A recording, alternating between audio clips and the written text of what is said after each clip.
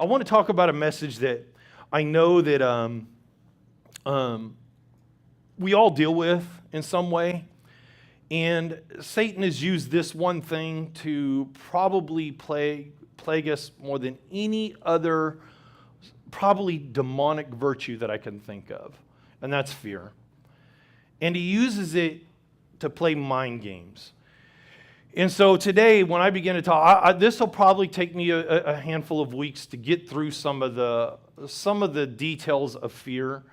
It's one of those messages that I think we're all going to be able to relate to, even if we're not willing to admit it. And by the way, that's part of the fear, is being able to admit to the things that we hold and suppress sometimes deep inside and not realize that maybe that was because of fear-based, or some of the actions and the responses that we have to things when they come up our way. We've been doing it from the time we were young, and so as a result, we kind of pawn it off as, well, that's just kind of my personality, or that's the way I am, and not realizing that a lot of those little traits that we possess, those things that we do, really originated from fear. And let me just say this, I totally get it. You know, there's been parts of my life that I've lived out simply because there was a fear. There was that sense of insecurity and intimidation that I felt in situations that I couldn't control. And so I want to talk about this today and help you understand, first of all, let's just really deal with where it originates and what it really is. Because if we understand where it originates and what it really is, what it'll allow us to do is to defeat it every time it rears its ugly head in our lives. So that way we can be the real individual that we were intended to be. This is not a message, again, just similar to discipline, that we will all like, because this one here, you know, discipline, we know in our minds we need to do. Fear, we know in our hearts we need to overcome. Discipline is more the overcoming the mind. That's great. And we can all do that whenever we want. But we can't keep living from the fear. And when I bring this up today, it's not to say that I see every one of you in fear or just individuals. No. I really say this because I see worldly people that struggle with really serving God because of dealing with fear. I see Christians. It's not Powerhouse Church. It's people in general. This fear is worldwide, and it's no respecter of persons. And so when we talk about this today, understand it's not Paul Chicotto saying, oh man, he's talking right to me because he knows what I'm dealing with. I really don't. And to be honest with you, I've got enough of my own without having to worry about and pulling out the board out of your own eye when I've got one in mine, all right? So that's not the purpose of this message. But I've overcome several fears over just the last few years that I'm like, thank you, Lord. I've never been so free as I am, and I've never realized that it was the fear that was holding me there. I didn't have a clue, to be honest with you. And the more I've searched out this fear and searched out those issues, the more I realized, wow, I truly can be free. And when I got my freedom, I want you to be able to have your freedom. I think everybody desires to be free. I think some of us can't figure out why we're not free, and yet we don't know what it is that's binding us up and holding us back. And again, these are all the part of the psychological things that we all deal with, and I'm telling you that we can overcome it. I'm telling you that wherever Satan has put his little hook in us, we can overcome these things. And so this isn't to put anybody down today. If this relates to you, it was not intended for me to speak only to you. It's to address an issue, a demonic virtue that we've accepted and may not have even known it. Okay? And so FDR, how many know who Franklin Delano Roosevelt? If you've studied your history, we know that Franklin Delano Roosevelt was one of the few presidents of our time that actually didn't just run for 4 terms, but he actually was successful in completing 4 terms as presidency. Because of him, the rules changed, and now only a president can only go for 2 successive terms, no longer 4. But in 1932, he ran for president.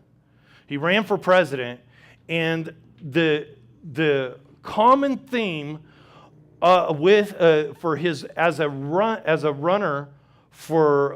one campaigning for the term of being president, to become president, was that we all know this saying: We have nothing to fear but fear itself. And the reason he brought that up is because at the time our country was going through an economic turmoil. It was going through several heavy situations that were affecting our economy.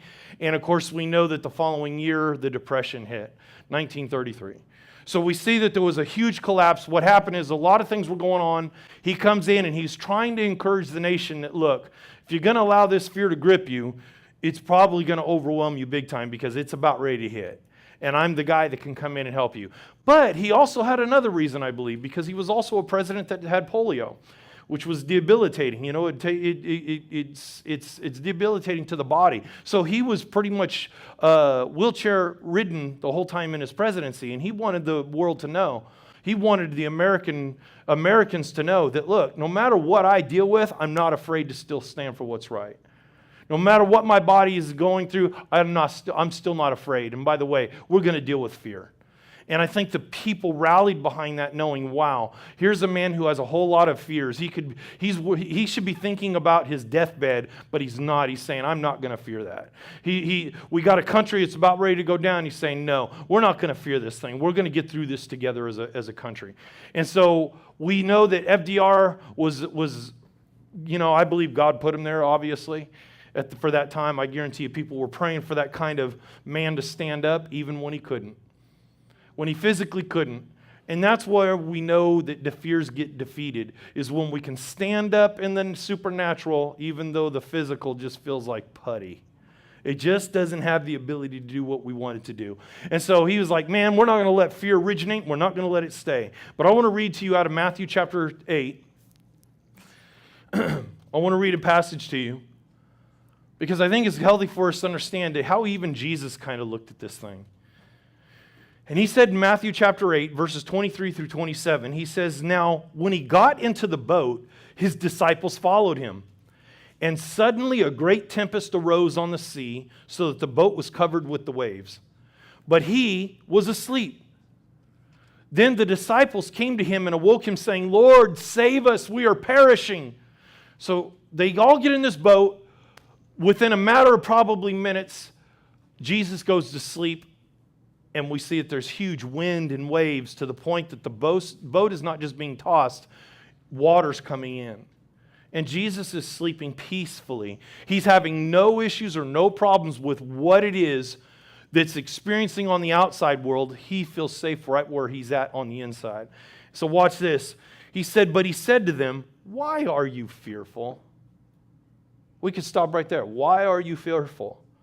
Well, I can tell you about 10 good reasons, Jesus, but forget the reasons. Just stop the wind and waves. You know, we'll talk about it later. And I think that that's the way we want our fears dealt with. We're just like, God, I've got an issue. I don't like the way I feel. I don't like what it's doing to me. Just stop it. And Jesus is still asking the question, but why? Why would Jesus ask that question? I'm going to tell you right now why. Because if you don't deal with this thing, we're going to be here again. And we're going to be here again. And you're going to just learn to live off of the hope that I'm going to show up when I don't even need to show up if you would just take care of it. Matt, can you imagine not having to ask God for everything if you just learn how to walk some of it for yourself? You say, well, we should ask God for it. No, wait a second. I agree. But I'm talking about things that we need to deal with that God shouldn't have to take care of the problem before we deal with our own situations. You see, we need to take care of that problem because God doesn't want it there. And so he says, why are you fearful? I don't know. That just seems like the last logical question in the mind of a man who's in fear when you're not. Why are you at? Do we really have time for this discussion? Do we have time for us to reason why I feel the way I feel? I just know we are about to go down. The Titanic is sinking, right? And here he is asking a question. And so, oh, you of little faith. Then he arose and rebuked the winds and the sea, and there was a great calm. So the men marveled, saying, who can this be that even the winds and the sea obey him? You know, Jesus asked this question because fear makes no sense to him.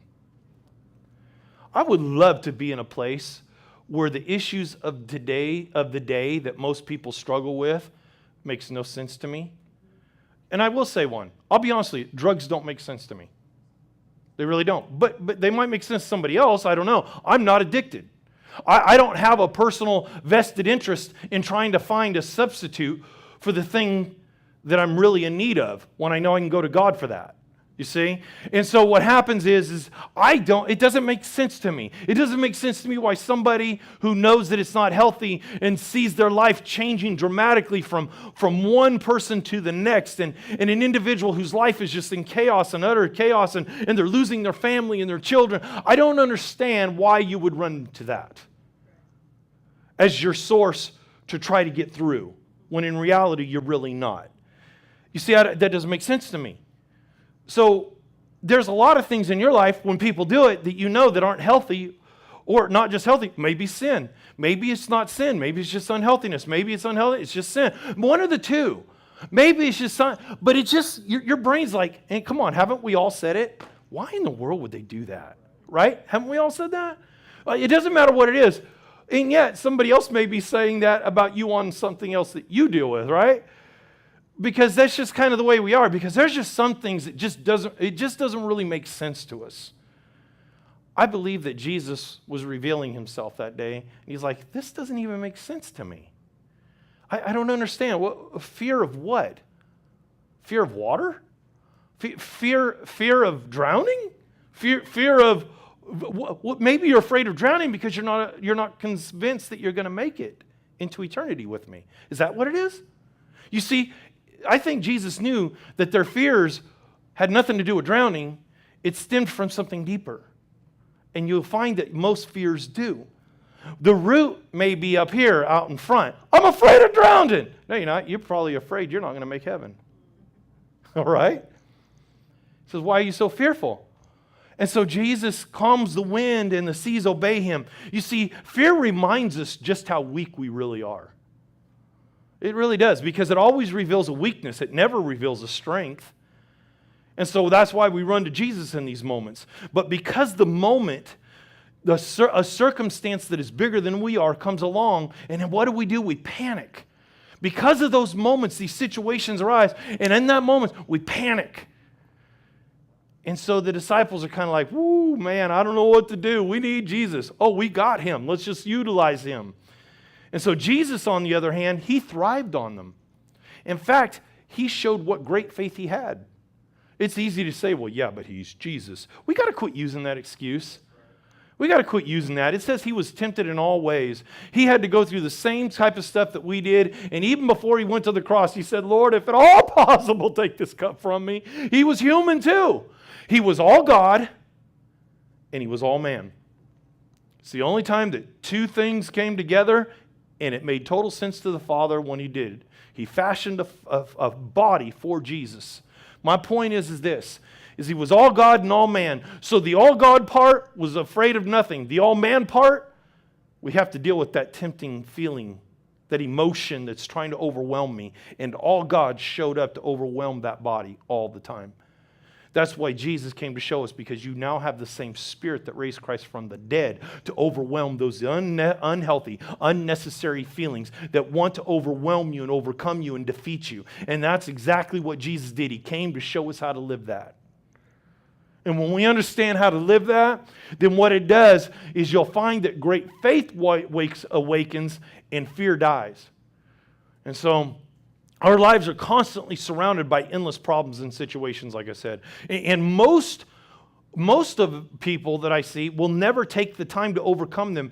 Instead, they count them up as normal. Well, that's just normal. We all have some sort of fears. I agree. We probably do. That doesn't mean we have to live in them. When Jesus is the one asking, why are you fearful? Then that tells me these are not something we're supposed to hold to. Fears are not what we're supposed to hold to. But I suspect that if Jesus has to ask, why are we so fearful? Then there's probably something that we need to look at closely. That maybe it shouldn't be normal to accept its effects. Maybe it shouldn't be normal if Jesus has to ask that question. You know, watch this. In Hebrews chapter 10, verses 26 through 31. It says, for if we sin willfully, after we receive the knowledge of the truth, there no longer remains a sacrifice for sins. So here we go. Now the Word of God is saying that, man, if you know what you're doing is wrong, then there remains no sacrifice. He's saying, really, how can I forgive you of something that you keep doing that you know is wrong? In other words, because there's no real conviction is what he's saying. Because you're probably not convicted of it, even though you know it's wrong. He said this, but a certain fearful expectation of judgment and fiery indignation which will devour the adversaries. Anyone who has rejected Moses' law dies without mercy on the testimony of 2 or 3 witnesses. How much worse punishment do you suppose will he be thought worthy who has trampled the Son of God underfoot, counted the blood of the covenant by which he was sanctified a common thing, and insulted the Spirit of grace? For we know him who said, vengeance is mine, I will repay, says the Lord. And again, the Lord will judge his people. It is a fearful thing to fall into the hands of a living God. Now this is interesting. Jesus is totally against fear, except in one situation. When you know that he controls your eternity. And it's interesting how we fear greatly the temporary things of life. We fear drowning. We fear the fire. We fear this. We fear that. And yet Jesus is like, what are you so fearful of? These are temporary things, setbacks. Maybe they're just temporary things bombarding your emotions, putting you in panic mode. But they are not that big a deal. But now the eternity, how come there's no fear when you sin? How come you have no fear when you sin? When you make hellacious mistakes knowingly against God, and yet there's no fear? God says, you better be very fearful because there's a righteous indignation that will come from the throne himself. And let me tell you, there's a price to pay. And all the adversaries of God will. So my point is isn't it funny how we're totally fearful of earthly things, but we're not a fear of eternal things? We're not fear of the eternal. And that's why Jesus, we see him one aspect is like, what are you guys afraid of? I don't get this. But yet, when it comes to your eternity, it doesn't bother you one bit if you mess up. And that's the thing that will experience eternity, heaven or hell. Those are not my rules. Those are his, you know?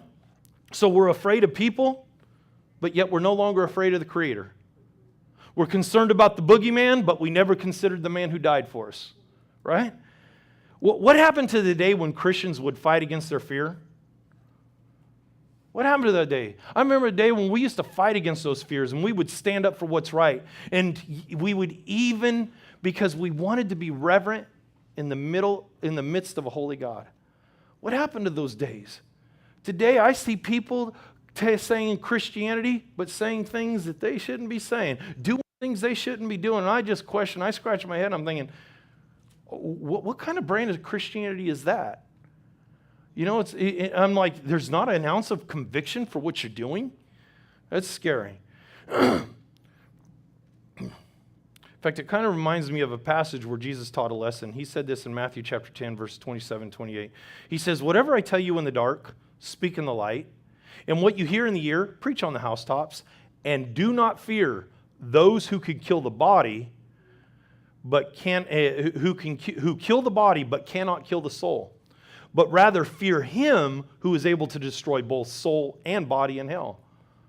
Isn't that funny? Lord's just saying, why are you afraid of the temporary? It's the eternal that you should be very concerned about. You know, people are less concerned about the eternal. In fact, I forget what the statistic was. I had heard it. The question was, you know, what the percentage was of people that believe in heaven and hell and angels and demons and stuff. It's interesting, though, how the numbers have gone down dramatically in what people believe. People are claiming, there's more people claiming to be atheists or agnostic than ever before. People that they're just not sure. You know why? Because when you lose a healthy fear of the one who can destroy your soul and body, then that means you're more concerned about what the world can do to you. And your eternity hangs in the balance. It's a scary thing to have to fall into the hands of a living God. So what is fear? We know it can't be touched, but it can be felt. You can't touch it, but you can feel it. It doesn't have a voice, although it influences our actions, right? It is invisible to the, although it's invisible to the eye, you can see it possessed in others. In fact, you even see its presence in the physical lives of people, although it's actually a spiritual work many times. Because Satan understands how to manipulate the physical through the spiritual. And at some point, he doesn't no longer have to work at all. Once fear set in, it's there. He doesn't have to work you over. Fear is a lie based on circumstances you feel that you have no control over. That's all fear is. It's a situation where you go into a flight or fight mechanism that says, I have no control over this situation, and then that's when it brings fear. And it's usually rooted in a lot of times it can be rooted in self-deception, it can be or external deception, but it's not real. How many times have we been afraid of something just to find out that it wasn't real? I remember one time I was real little, and we lived in this area of the neighborhood. It wasn't the best area, but one night in the middle of the night, I'm a little guy, and my parents' room was right next to mine, and I was probably all of about 4 or 5 years old, and all I could hear was this horrendous noise on the window, and it was funny because I wasn't awake, but my parents were already awake. One had a shovel, one had a gun. And I woke up and I could see them kind of in the dark because the bathroom light was on. And I saw them and I could hear this noise. And you want to talk about a guy. And they're all trying to be quiet. They're being real quiet and they're getting close to the door. And me, I heard this and I saw them. Man, I let out a war whoop. Down, shh. Well, the noise didn't stop anyway. So finally, my stepfather at that time opened the door, and it was a cat of all things climbing up the screen. I don't know what he was doing. I think he was sharpening his claws, for his next meal. I don't know what he was doing, but he's on the screen in the middle of the night, and I was just thinking, I look at that today and I think, how often many of the fears that begin to overwhelm us and we begin to go in panic mode aren't even real? It was this false, insecure feeling that we possessed at that moment because we had no control over it. We had no control over whatever it was that we thought was trying to get into us out that door because we couldn't see what it was. And the moment we saw what it was, instant relief. And that's exactly the way Satan uses our minds against us. That's the way he plays the mind games. That's the way he awakens us to things that aren't even real, is that he constantly plays the wolf in sheep's clothing. And all he is, even though he might be a wolf in sheep's clothing, he's still a sheep to God. He's destroyable. He's weak. He only looks like a wolf to us because we're afraid of what it is we don't know. And when we don't know it, we can't control it. And so a lot of times our fears are based off of past experiences. They rekindle those deep emotions that are associated with those moments. But let me get this. I got this off How Stuff Works. And I got this off online. And here's what fear is. It says fear is a chain reaction in the brain that starts with a stressful stimulus and ends with the release of chemicals that cause the heart to race. Fast breathing and energized muscles, among other things, also known as the fight or flight response. The stimulus could be a spider, a knife at your throat, an auditorium full of people waiting for you to speak, or the sudden thud of your front door against the doorframe. The brain is a profoundly complex organ. More than 100 billion nerve cells comprise an intricate network of communications that is the starting point of everything we sense, think, and do. Some of these communications lead to conscious thought and action, while others produce autonomic responses. The fear response is almost entirely autonomic. We don't consciously trigger it or even know what's going on until it has run its course. They're basically saying sometimes we don't even really know what's causing it, but it just shows up. Because your brain is chemically hardwired the moment that it feels the response, that the chemicals and the nerves begin to react. And it shoots that stimulus and energy. Your eyes wide open, your pupils get wider. So, and everything that you know Everything that you don't know of, in your brain is telling you danger. And so there are some good things about it. If you understand what it is, it'll keep you alert. But at the same time, we usually make our biggest mistakes when we're in fear. Our biggest mistakes come when we're in fear. It's, believe it or not, it's almost the exact polar opposite of arrogance. Most people make their biggest mistakes in arrogance because they underestimate. Fear's the same way. But somewhere in the middle is faith. Somewhere in the middle of arrogance and where you lack any fear whatsoever, because we should still have a healthy fear of the Lord.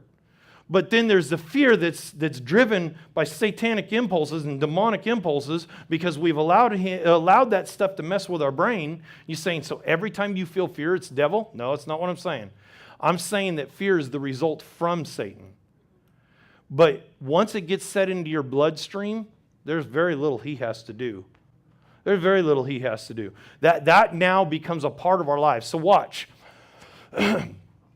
So it's the number one game that we know Satan uses to control and manipulate people.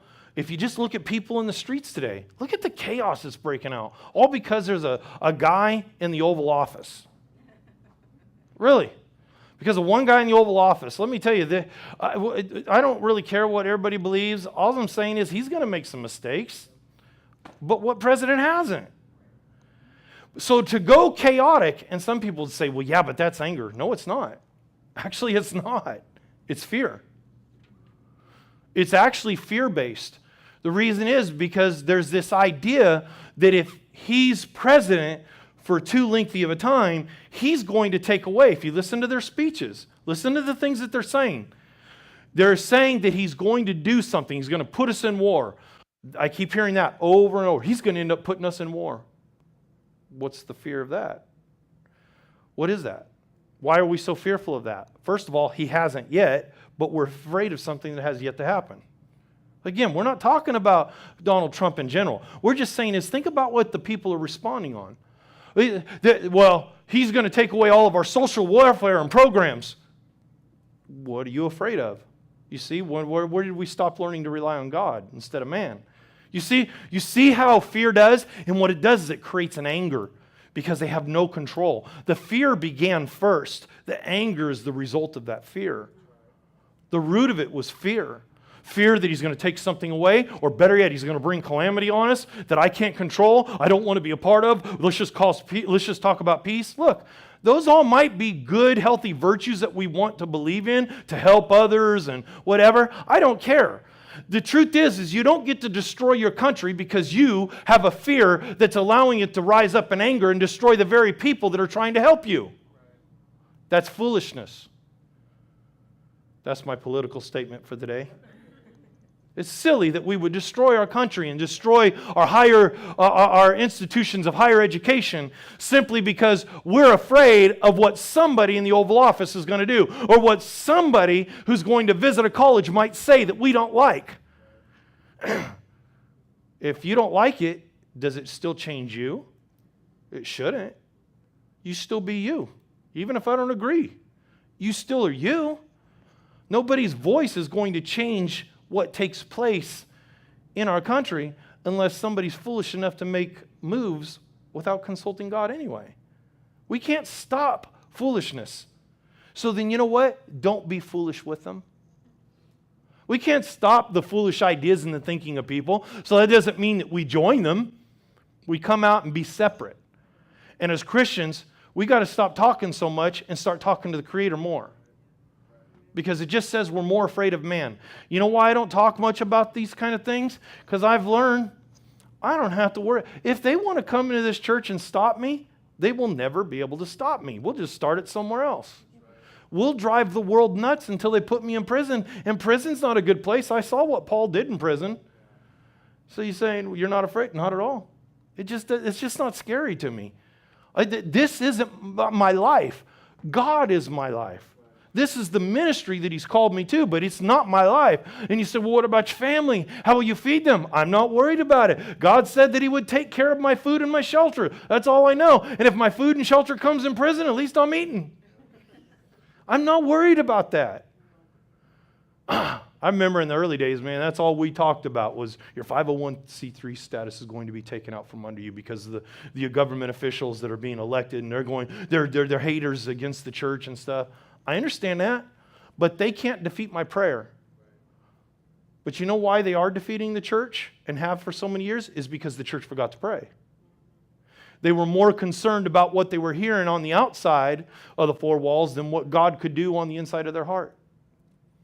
And the church stopped praying. So the church no longer prays. And so, yeah, there's things that are going to happen, but that's okay. He ain't going to affect me.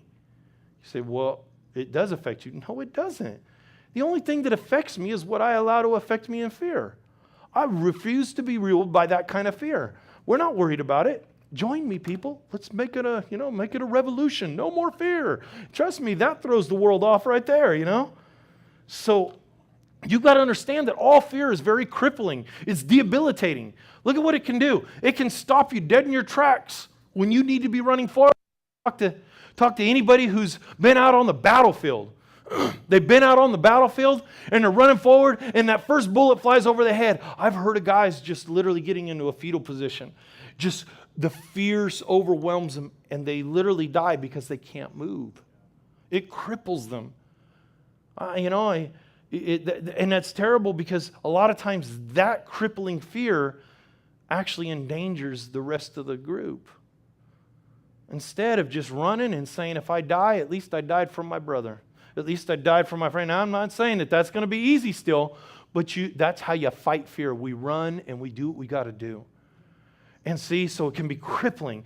It can literally stop you in tracks. It can keep you from doing the right thing. I know a lot of people that won't do the right thing.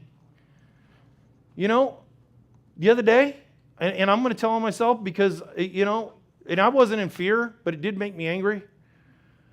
But, there are things that when people don't do it, I tend to address it, and I embarrass Cindy sometimes because I have to do it. But I remember one day it wasn't one day. It was like, that sounds like it was a long time ago. No, it was recent. And in my grandmother's husband, he's only my grandfather because of her. Just want you all to know it. She married him, not me.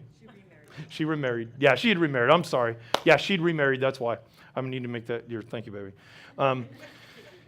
Yeah, so he's my grandfather by marriage.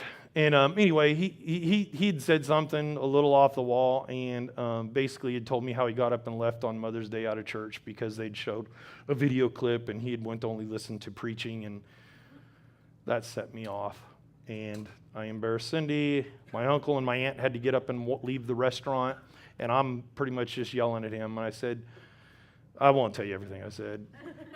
It doesn't matter. But nonetheless, he was wrong. He was wrong, but the way I handled it was wrong. And he was not expecting that. He was apologizing about 2 sentences into it because he had made me so upset. And he was expecting me to be on his side, thought that I would just I totally agree. I said, we did it, so are you going to leave too? And he's like, and he didn't know what to say. And it caught him off guard. But my point is that, you see, it wasn't the right thing to do, at least in that way. And anger does that, so does fear. Fear causes the same type of responses where sometimes we don't take care of the situations because we shy away. We shy away, and it is scary at times. And I understand, and I totally get that. I understand the sense of great emotion that can overwhelm us. But when we allow it to become such a deep fear, I know people that won't even let their kids play outside ever because they're afraid they're going to get kidnapped, killed, or something. Don't get me wrong. I understand we need to protect them. I totally get that. Me and Cindy did the same. We didn't just let our kids play out front unless there was somebody out there, but they needed to play. So how did we fix that? We fixed that by us being out. And as they got older, then it was okay. But when they're little, no. But my point is there's this constant fear. Can't play on the monkey bars, kids, because you could fall on your head. My kids were monkeys. They just did that. So, yeah, you just have to kind of get through that. And you have to counteract the fear that says that they're going to destroy themselves, when in reality, life isn't easy, but fear isn't the one that should manipulate that. And so we have to take care of that right away because it can cripple us and keep us from doing the right thing. It avoids confrontation. Fear will totally avoid confrontation. Let me tell you, I don't like to confront, and anybody that's had to talk with me thinks I probably do. I don't like it. There's nothing about it. In fact, I get scared doing it, but I know I have to in situations, and it's no fun. It's not fun. And don't get me wrong, I'm not looking for a good fight either. Trust me, I'm not. But it just naturally comes when people choose to do silly things that are against God's will and against God's word. It has to be dealt with. And so those are the things. It runs from consequences. I don't want, I'm going to get in trouble. You know what? If you did it, you got to pay for it. One thing we've really instilled into our kids is that, look, I can't promise you that if you did something wrong that you're still not going to get in trouble. I'm not going to lie to you. And I'm not going to let you go ahead and get away with it just because I want you to tell me the truth. Truth is, there's a consequence. And we've been very fortunate. They've had to tell the truth, and you can see them sweating beads like, oh, here we go.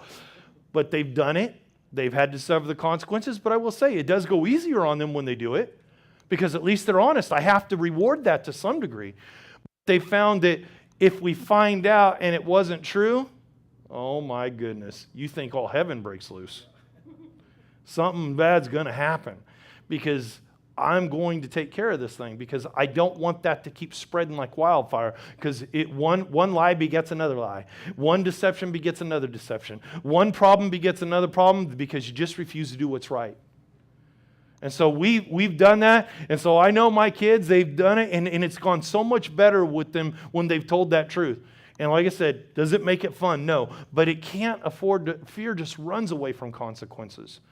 It takes the wrong action in desperate situations. Man, a lot of times in desperate situations, I was watching a video. It was one of those funny ones. It was a prank. And it was a guy and a girl. You could tell they're together. They might have been married. I don't know. But they did this crazy prank where this guy jumps out with like this chainsaw thing. And so they're walking down, and you could tell this guy, he doesn't look like he's afraid of anything until Chainsaw Crazy Guy shows up. Honestly, this guy goes, and he takes off and leaves the girl. She's like, I'm like, oh my goodness. Panic left her behind. You can do it, honey. Go get her. Go, I was just like, oh my goodness, that's embarrassing. But it was funny too. But you see, a lot of times those kind of fears, when those moments come upon us, the wrong actions are our response. And we got to be careful of that. In fact, a lot of times, like I said, it immobilizes and freezes a person right in their path. It's a terribly real thing. It's a terribly real thing, this fear. And Satan uses it to place a strong emotion on us, to grip us, to keep us from making healthy, wise decisions so often. In fact, in a moment of desperation, a lot of times we fall apart. And that was the whole purpose for this message, and it's kind of my introduction, because I want you to know that we're going to deal with this on a greater level, and not only just see some of the things that fear not only creates, but how we can overcome it, because it's important to know how to overcome it. Jesus wouldn't have asked the question, why are you so fearful, if he didn't think for 1 second that you weren't meant to fear. Meant to not overcome fear in some way.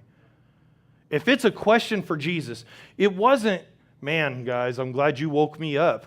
We would have all been goners. He didn't wake up that way.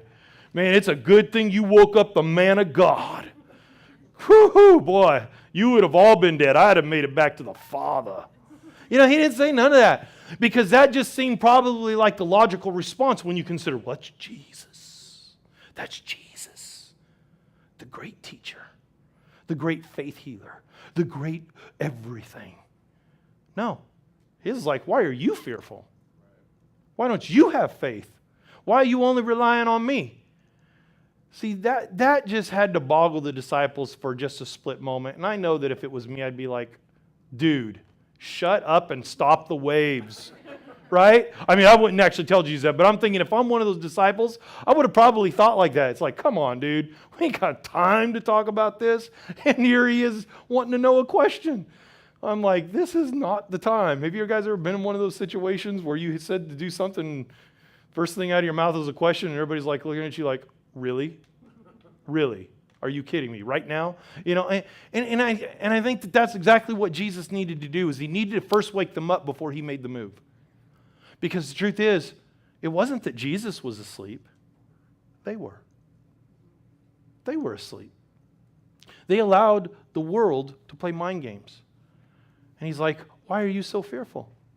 Because the truth is, if I stay asleep, you should have taken care of it. I've already been teaching you. I've already been implanting this in you. I'll be honest with you, knowing that now, if Jesus were to show up and a great thing was happening, I'd probably tell him, go ahead and go to sleep. I'll do this one. You know, just because I don't want him to yell at me. You know what I'm saying? I'm afraid of that. And so I just think, you know, that's just kind of what Jesus wanted from these guys. He wanted them, instead of desperation and fear, it would have been faith and confidence. And fear takes away all of that. It's ugly. It just messes us up. So, as a result of a lack of time, I'm going to share with you next week where fear originated from. But I just want to ask you this, because we are limited on our time at this point, and to share this next portion would probably take me about 20 minutes.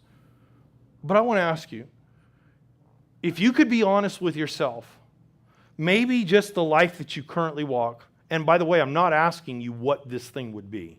I'm not asking that. But if you could just be honest with yourself, and you say, you know I have a fear in me, or fears, and I know what it is. But that would be great if you could be honest with yourself at that level. But what about where you don't know you have unhealthy personality and actions that normally take place that you assumed was part of your personality?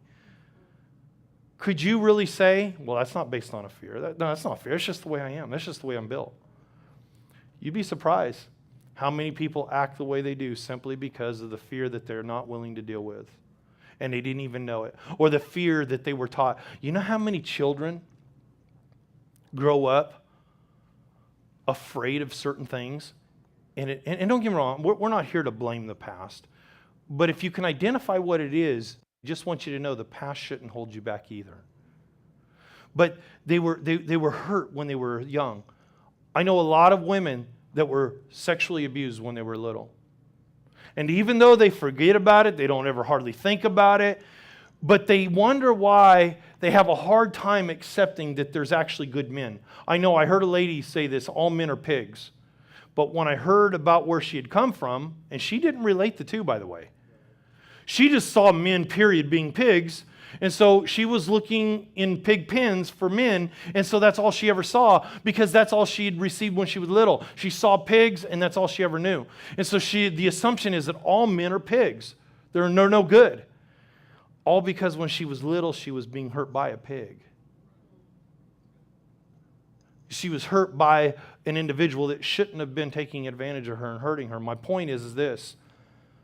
She didn't know that as she grew, that thing held to her, and she didn't know that was her natural response, and it became part of her personality to guard herself. I know who you are. Not knowing that she passed up some real jewels. She passed up some real diamonds, maybe in the rough, but they were diamonds, because he is still a part of being man. He's still part of the very thing that hurt me, even though she never thought about that. Never even equated the two. So she lived her life constantly guarded and never knew why, because it was such a part of her past that it literally had been forgotten. But that past still lived with her. She didn't live in the past, but the past still lived inside of her. You see, fears can do these things, and so she was too afraid to make any good commitments, even with the diamonds that would come her way. The pearls. The pearls. If you could be honest, it would be hard for you to be totally honest, because some of us have those and we don't even know it. And those are the kind of things that, like I say, am I saying let's just start digging and digging and digging? I'm going to tell you this. When we understand how powerful fear is, but that love is even more powerful, You won't have to go through all your whole past, because love will just extinguish that past out from you naturally. And I'm going to show you in Scripture here next week how love naturally expels it anyway. Yeah, you don't have to go through a deliverance. You don't have to go through, but you need to be free. The goal is that you would be free from fear and walk in faith. That's the most liberating thing in the world, is to be able to get to that place. So today, as I close, I just want you to be honest with yourself now. Now the honest ones, the ones that you say, you know what, I do have one or two. And I'm not going to ask you what they are, but if you just be honest, because I'm going to raise my hand, because I know I've got one that's like, oh man, Lord, this is a tough one. It's just natural. But I don't want it to be natural anymore, because I don't want to live from that thing. I don't want to live from it anymore. I don't want it to be a part of me anymore. I don't want to blame people for my past. I don't want to, and I don't want it to hold back my future. I want to live in the present. I want to live right now, right where God's got me.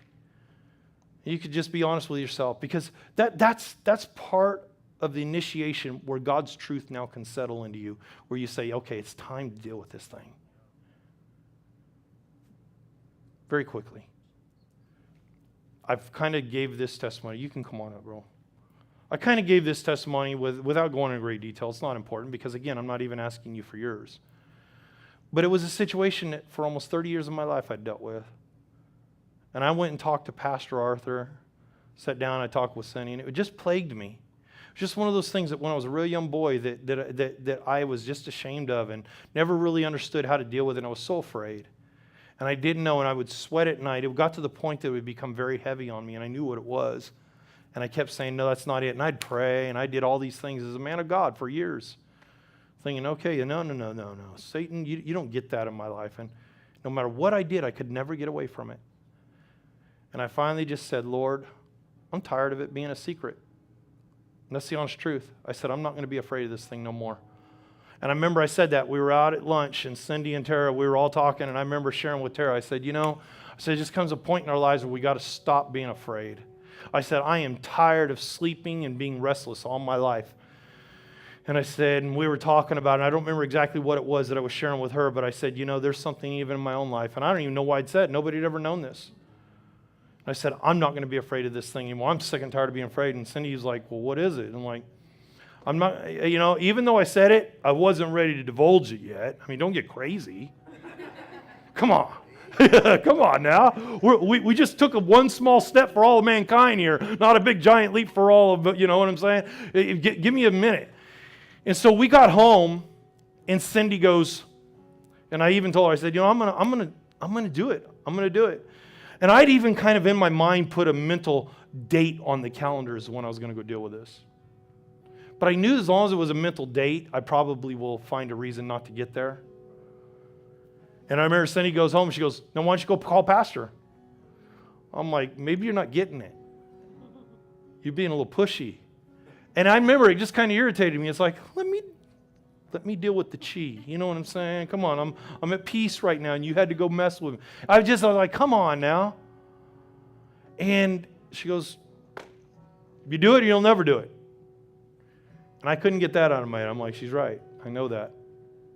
If I've gotten to this point of admitting that I need to deal with it, so I called him up. The very next day, I drove down. On the way down, I'm thinking, there's an exit. I've got other things to do today. I ain't got time for this. And I remember I talked to myself more that day than I ever did. Satan talked to me more that day than he's ever done. Because he knew that as long as that's in there, that fear will keep me from going forward. The thing that I just not wanting to divulge and deal with. I remember getting in his office and I began to share with him. And I just broke. 30 years, I broke. And he said, son, it's okay. I said, it can't be that simple. Because I realized that fear created a lot of condemnation, created a lot of stuff that wasn't even real, but in my mind, no, condemnation. He said, son, it's done.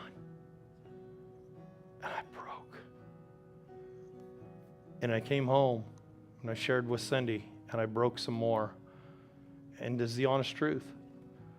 For 3 years out of the 30, the pressure's gone. I don't feel it no more. I don't even feel it. I don't go to sleep thinking about it. I don't wake up thinking about it. I used to every day. I'd wake up in the middle of the night thinking about it. I haven't for a long, long time.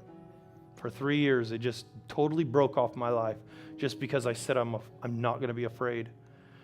It was the hardest thing I ever did. It was the best thing I ever did. That's all I can say. So I want to leave that with you today because I don't want you to walk out of here afraid and say, oh man, Pastor Paul kind of left it open. No, I'm not really leaving it open. I think the healthiest thing we can do to start breaking fear is to be honest with ourselves. And I didn't want to be honest for 30 years. I tried to figure out other ways around it, tried to pray different, I even tried to do my own deliverance because I could feel how heavy the thing was, and that's the honest truth. And I just said, no, there's no other way, and I finally did it. And I'm free. I've never been so free.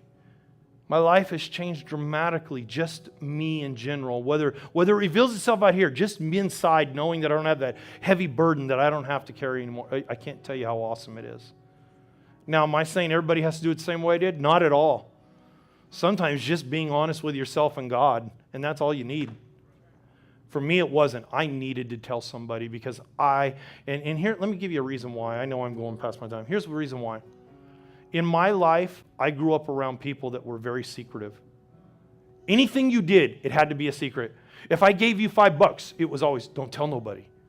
I'm not kidding. It was always that bad. And it still is. Everything was a secret. Every time they did something, it was a secret, and it got really bad. It was to the point that the family constantly held secrets. And the Lord said, this is why you need to break it. This fear has led to the very thing that the rest of your family does. Do you want to live that way, or do you want to get it out and be honest? I said, Lord, I refuse to live that way. Secrecy all the time. I'm tired of secrecy. It's destroyed my families. It's destroyed them. They don't get along. Cindy knows, she's seeing, they don't get along. We can't hardly talk at times because everybody's got a secret. We know that there's an agenda. We know that there's been a deception and a lie somewhere to cover up another, even sometimes a truth. Lies to even cover up truths. Secrecy. And I said, I got to get rid of this because I can't keep secrecy. I'm not going to be that guy afraid to talk about what needs to be shared. Today, it's gone. It's gone. Lord Jesus, I thank you for these men and women of God. Because God, we all got to come, we got to deal with the reality that God, it's not always fun, but it sure is healthy, Lord, to be free. It's not the easiest thing, Lord, to sometimes break those bondages and chains, but God, to be free. Lord, I love you and I praise you because, God, I know these people are going to be more free than anybody we know. They're going to be free as they want to be, God. They're going to be so free that, Lord, the Spirit of the Lord will be able to move greatly upon them because there's no hindrances whatsoever. Lord, I thank you, Father, for these men and women of God, that, Lord, you'd continue to bless them, be with them, share with them, show them. But, God, that they would be able to walk in that truth in a complete freedom that others would desire and want. In Jesus' name, be with them today, Lord, as they go. We thank you and we praise you. Amen. Let me just say this. Just think about this, because I know I had done it even myself to some degree, not realizing it. When you live in fear, you blame others for even your own personal problems, because it makes sense that they had to be the ones that have caused this feeling. When in reality, it's because we allowed it in. So think about that, because over the next few weeks, I believe we're all going to get free. You ready to be free? I love you guys. You be blessed. Amen.